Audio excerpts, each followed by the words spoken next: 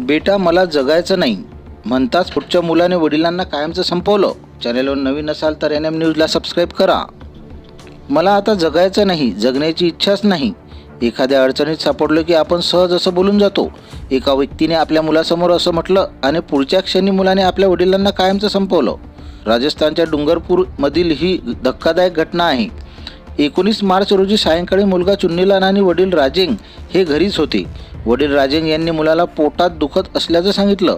मी आजारी आहे, तुझी आईही नाही, आता मला जगायचं नाही. वडिलांचे हे बोलणे ऐकून मुलगा पुढे आला आणि त्याने घरात पडलेली काठी उचलून वडिलांच्या डोक्यावर मारली. त्यामुळे वडील राजेंग यांचा जागीच मृत्यू झाला. पोलिसांनी दिलेल्या माहितीनुसार वडिलांच्या मृत्यूनंतरही मुलाला दया आली नाही. तो मृतदेहाजवळ बसून राहिला. मुलाच्या डोळ्यातून अश्रूही आले नाहीत. त्यानंतर रात्री उशिरा त्यानं घराच्या एका कोपऱ्यात 4 फूट खोल खड्डा खणला. त्यानंतर वृद्ध वडिलांचा मृतदेह उचलून खड्ड्यात टाकला. हा खड्डा पुन्हा मातीने भरला जेणेकरून कोणाला सुगावं लागणार नाही. डुंगरपूर कोतवाली पोलीस ठाण्याच्या हद्दीतील बलवाडा समिती बेद फलन येथे वृद्ध वडिलांची हत्या करणाऱ्या वेड्या मुलाने पोलिसांसमोर मोठा खुलासा केला आहे.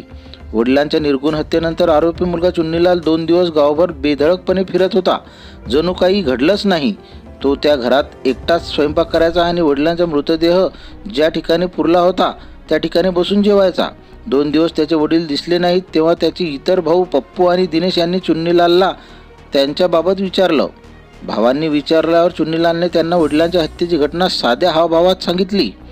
त्याचं बोलणं ऐकून भावाच्या पायाखालची जमीन सरकली. त्यांनी पोलिसांना माहिती दिली. त्यानंतर खड्डा खोदून मृतदेह बाहेर काढण्यात आला.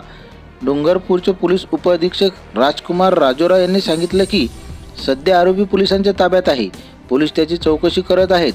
राजेंग बर्डा वय 60 वर्ष हा त्यांचा तिसरा मुलगा चुन्नीलाल वय 30 वर्ष याच्यासोबत घरात राहत होता. धाकटा मुलगा प्रकाश आणि आई गुजरातमध्ये राहत होते. तर त्यांची मोठी 2 मुलं पप्पू आणि दिनेश बरंडा हे शेजारीच दुसऱ्या घरात राहत होते.